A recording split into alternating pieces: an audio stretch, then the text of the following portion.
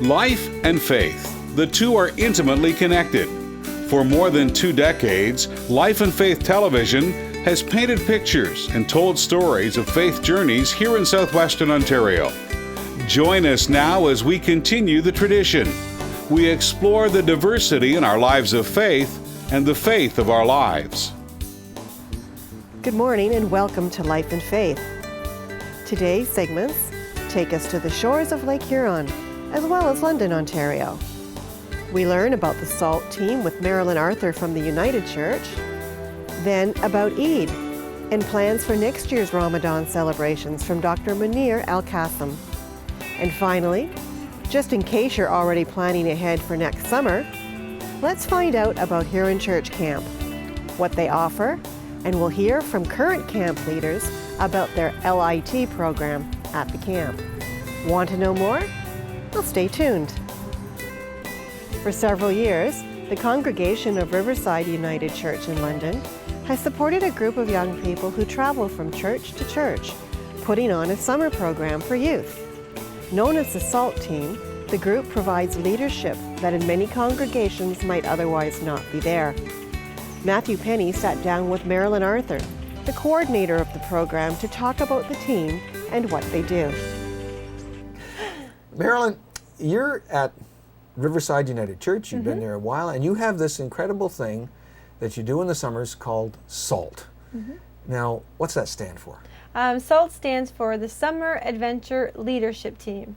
And so that's what you hear though on the street is SALT, the SALT team, but that's what it means. It's an acronym, and is it because you want to flavor the world? We want to flavor the world. We're the salt of the earth. And of course we do our work in the summer, and the summer SALT team, it's a leadership opportunity. So we hire youth and young adults and to help strengthen their leadership abilities. So what ages do you hire? We'll hire, they have to have completed grade 10, and so they have to be at least 16 years old. And then we've also got young adults that have been to college or university or working on the team, and a young adult will be the team leader as well. I met one of your young adult leaders. She's finishing her nursing degree at McMaster's. Yes, Lisa's our team leader. Yeah. And she sort of watches the kids, make sure everything goes. And the kids, do they have a set curriculum at every camp, or does it change from one camp to another depending on what the local church wants to do? No, just it's tweaked a little bit. And so Lisa, this year, we hire her in June, and she plans the theme, and so this year it's the survivor theme, going on the survivor theme and outlasting and outpraying. And so we take that to every camp, the same theme and the same program, the same agenda. And the only thing that's tweaked is like maybe out trips. So if there's a splash pad close, they go to splash pads, or we might go to Storybook Gardens or the park. But every congregation has different things around. They must love it, because my experience with the SALT team at Lambeth Church, where I work, is that there's a lot of kids show up for the Vacation Bible School, or some people call it Vacation Adventure School, whatever. Or camp, or adventure camp, But you're getting a lot of numbers.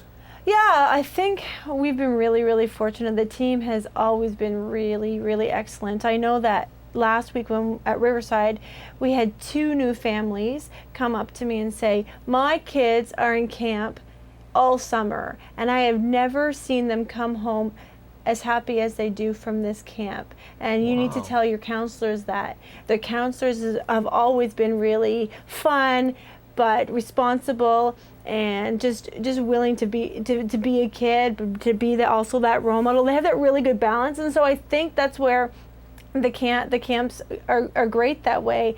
Kids are happy, parents are happy, and we always make sure that all the camps are very different from the other camps that they go to have that biblical message, and to have them learn those biblical stories and act them out and how it relates to their life. So I think that's also another aspect that parents are really getting, because some kids have never gone or set foot into a church before, or even a sanctuary. So that's a really neat experience for them. What's it like to be on the SALT team? 2 words come to mind: friendship and bonding. Friendship, and who are you friends with? Ta-da! All of these guys. And you get to bond with them too? Yeah, and the kids. And the kids? Yeah. Like the kids? Love the kids. Do you like the kids? I love the kids. You can't say anything else. You wouldn't want to say it, no, would you? No, that would be bad. How long have you been on the SALT team? This is my 3rd year. 3rd year, cool. And you obviously you're enjoying it. Yeah, it's awesome. What have you learned? How to lead songs. Well, that's a good thing. What's it like being on the SALT team? Oh no. That's 2. You've got 23 left. I've learned a lot. It's really inspiring and it's a lot of fun. I get to be with my friends all day and That's cool. make new friends with kids. Make the friends with kids? Yeah. Cool. How about you, Lisa? You're a team leader this year. Scary. A little bit. In charge? Yes. That was quick. How many years you been on SALT? This is my 3rd as well. 3rd year?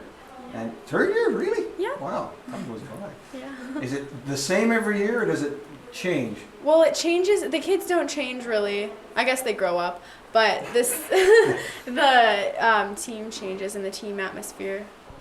What's the best thing you've learned being on the SALT team? How many years you been on it now? This is my 2nd year. 2nd year. This is my 2nd year. The best thing I've learned, I think that working with kids is talked down a lot, but from kids you learn a lot of people skills that maybe you wouldn't with talking to people your own age.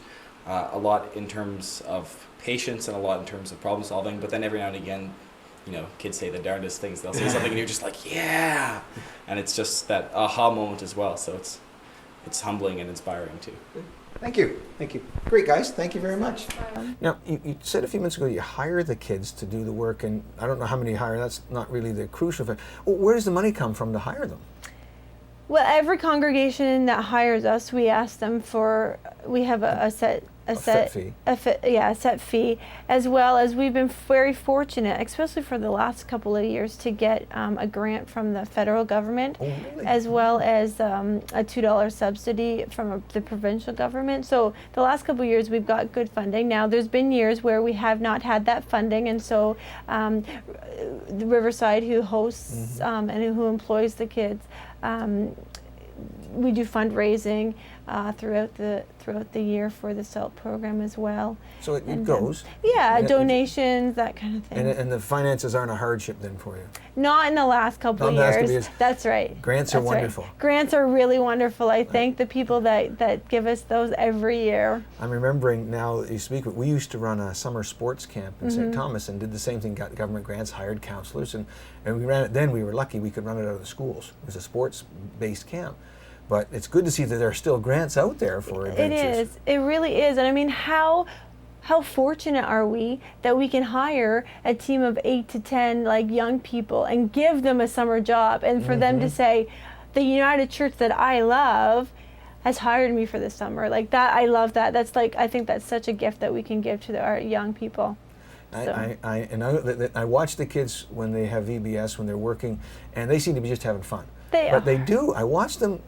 They were playing soccer at one event, and the little guy got kicked in the shins, as happened in soccer, and he was upset, but the counselors were right there to comfort and mother him, and it was really just, it's touching. It is. It really is. And we've been fortunate where they come to work and they do a great job, and then they also hang out afterwards. I mean, it's such a community as well for them, and so they play together and they work together, and they build friendships that last forever then. They do. Yeah. They do. And most of the kids that you hire, they're already got a United Church or a church involvement? A lot of them do. We started, I mean, obviously with Riverside, and then Hyde Park United Church had this program as well. That's where we started kind of getting our bases, when Riverside started with the program.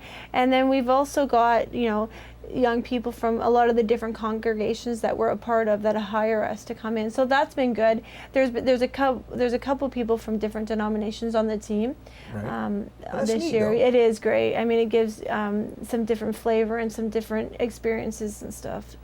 It's a wonderful program. Now, how many? Just technically, how many years have you been running it? Can you remember offhand? I was thinking, I knew you were going to ask me that. I believe Riverside has had the program for 7 years now. 7, wow. And then Hyde Park had it for a number of years before that. So it's been running for quite a while. It's a good program. It's a great program. It really is. I hope we keep running it. I hope so too. I hope that we will get grants and the churches seem happy and the congregations seem happy, and as I said, it's such a great thing. Well, then we're going to assume the Lord is happy too. Yes, I would hope so too. Yes. Okay, Marilyn, thank you for sharing your story with us today. I appreciate it. You're welcome. Thank you. Thanks for asking.